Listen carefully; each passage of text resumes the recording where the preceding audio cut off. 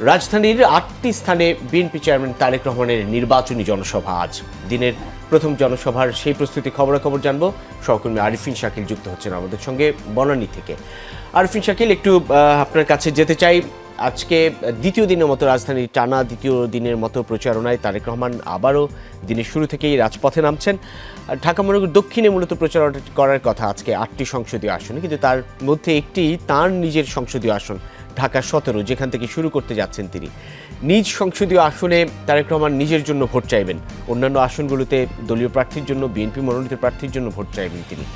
এই জনসভাস্থল যেখানটায় আছেন আপনি, বনানী খেলার মাঠে, সেখানে নেতাকর্মীদের প্রত্যাশার জায়গাটা কি দাঁড়ালো এবং সাধারণ ভোটারদের মধ্যে কী ধরনের প্রতিক্রিয়া যে বিএনপি চেয়ারম্যান তারেক রহমান নিজেই আসলে সেখানে প্রার্থী হয়ে দাঁড়াচ্ছেন, তার কাছ থেকে তাদের প্রত্যাশার জায়গাটা কি? তিনি যদি সংসদ সদস্য হন তাহলে সেই এলাকার উন্নয়নের জন্য কি কি পরিকল্পনা তিনি বাস্তবায়ন করতে পারেন, সেই প্রতিশ্রুতির কথা তিনি জানাবেন নিশ্চয়ই, কিন্তু ভোটারদের প্রত্যাশার জায়গাটা কতটা? পরিষ্কার তারেক রহমান যদি নির্বাচিত হন, কি করবেন তা তিনি জানিয়েছেন। RFL gas stove hassle free auto ignition নিশ্চিত করে ঝামেলাহীন রান্না। আরএফএল গ্যাস স্টোভ, নিরাপদ ও ঝামেলাহীন। তারপরও ভোটারদের মধ্যে এক ধরনের প্রত্যাশা, এইখানকার এই আসনটিতে একেবারেই দুই শ্রেণী মানুষ থাকেন, একেবারে উচ্চবিত্ত, একেবারে নিম্নবিত্ত। এই উচ্চ এবং নিম্নবিত্ত মাঝে যে বৈষম্য, সেই বৈষম্য রোধ করার জন্য তারেক রহমান চেষ্টা করবেন। তারেক রহমান তিনি পরিকল্পনার কথা জানিয়েছেন, সেগুলো বাস্তবায়ন করবেন। এখানকার ভোটারদের যেমন প্রত্যাশা, নেতা কর্মীদের একই রকম প্রত্যাশা। এবং তারেক রহমান এর আগে তিনি করাইল বস্তিতে একটি জনসভা করেছিলেন তিনি ভাষণ থেকে। সেখানে তিনি স্পষ্ট বলেছেন তিনি বৈষম্য দূর করতে চান। সমাজের যে বৈষম্য, সেই বৈষম্য দূর করে একেবারে শ্রেণীবিভেদ ভুলে সেখানে একটি সহ অবস্থান যেমন থাকবে, নিরাপত্তা যেমন থাকবে, তেমনি মানুষের খাদ্য, বস্ত্র এবং সেই সঙ্গে মানুষের যাবতিক যেই প্রয়োজনীয়তা, সেটি যেন একেবারে পরিপূর্ণ থাকে, একেবারে যেন সেগুলো ভারসাম্যপূর্ণ থাকে।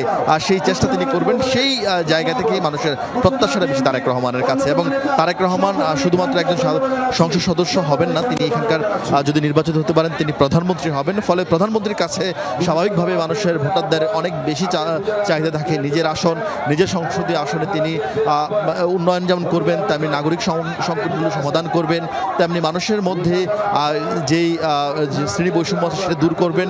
এবং এই বনানী, গুলশান, ক্যান্টনমেন্ট এবং সেই জন্য ভাষানটেকের যেই ঢাকা 17 যে সংসদীয় আসনের এরিয়াগুলো রয়েছে, এলাকাগুলো রয়েছে, সেই এলাকাগুলোতে নাগরিক সুবিধা বলতে আসলে সে অর্থে আসলে খুব একটা কিছুই নেই। এবং সেই জায়গায় সেই নাগরিক সেই সংকট যেন দূর হয়, সেই প্রত্যাশার জায়গা বলা হচ্ছে। এবং সেই বলা হচ্ছে ভোটের পরিবেশ যেন ঠিক থাকে, মানুষ যেন ভোট দিতে পারে, সেই জায়গায় বারবার মূলত ভোটাররা সেই গুরুত্ব দিচ্ছেন এবং বলছেন তারেক রহমান যদি নির্বাচিত হতে পারেন তার কাছে অনেক বেশি প্রত্যাশা থাকবে। এবং তারেক রহমানও সেই প্রত্যাশার জায়গা থেকে তিনি তার পরিকল্পনা জানিয়েছেন, যার ফলে ভোটারদের মধ্যে এক ধরনের আশান্বিত তারা যে তারেক রহমান যদি নির্বাচিত হন, এখানকার মানুষের শ্রেণী বৈষম্য দূর হবে, এখানকার নাগরিক সুবিধা বৃদ্ধি পাবে, এখানকার মানুষ অন্য অঞ্চলের তুলনায়, অন্য সংসদীয় আসনের তুলনায় একটি মডেল সংসদীয় আসন হিসাবে এই ঢাকা 17 মানুষের কাছে পরিলক্ষিত হবে। রবিন, অনেক অনেক ধন্যবাদ। সহকর্মী আরিফিন শাকিল জানাচ্ছিলেন বনানী এলাকা থেকে।